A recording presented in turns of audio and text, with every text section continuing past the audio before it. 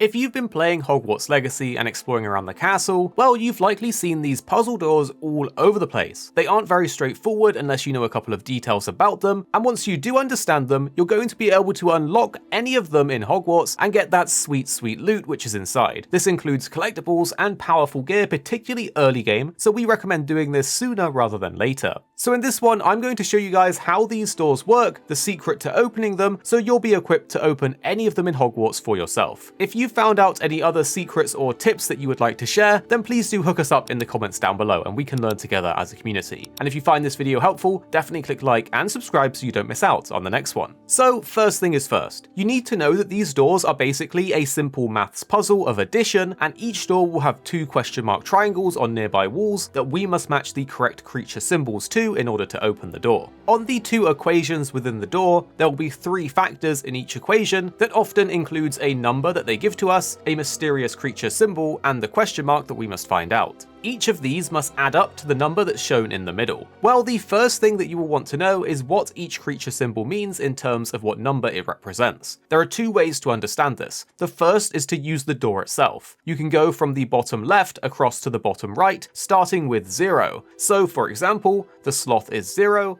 the unicorn is 1, and so on, all the way up to the final creature, which kind of looks like a hydra, being 9. So you can do it offhand and count on the door because this order will be the same on all of the doors. But an even easier way is to travel to the divination classroom Flame, which is in the library annex of Hogwarts. By going from here, you can then follow where I go along the wooden walkway, and you will find one of these puzzle doors, but also a chest nearby, which will have a very handy page within it. Here we can see each symbol and which number they correspond to. So if you want to easy mode it, I suggest screenshotting this or bookmarking this guide for later so you can come back and check it out. So now that you know what numbers each symbol means, let's solve the first puzzle here together in case you're lost. So as you can see, first we need to make the number 9 in the top equation. We already have the number 2 given to us, and the next symbol is the three-headed creature. Going from the bottom left, starting at 0, we can count our way up and see that this creature actually means the number 3. So with the number 2 and now 3, we can add them together to get 5, and so the missing number is needed to make 9, which of course means the answer is 4. So once again, we can count along the symbols from the bottom left up, and we can see that number 4 is the owl. So this is going to be the answer for the first question mark on the wall next to it.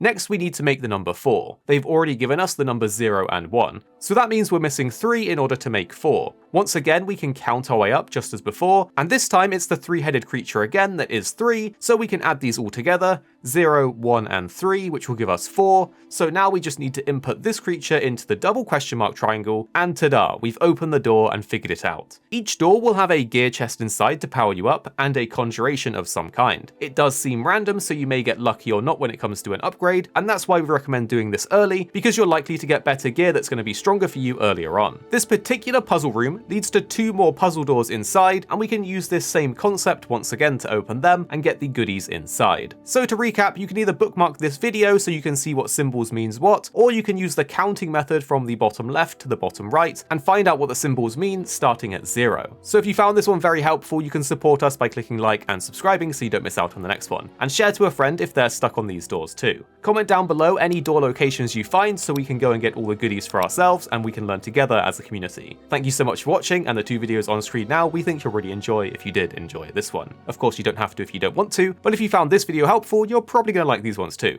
And then tell us what you think after watching in the comments down below.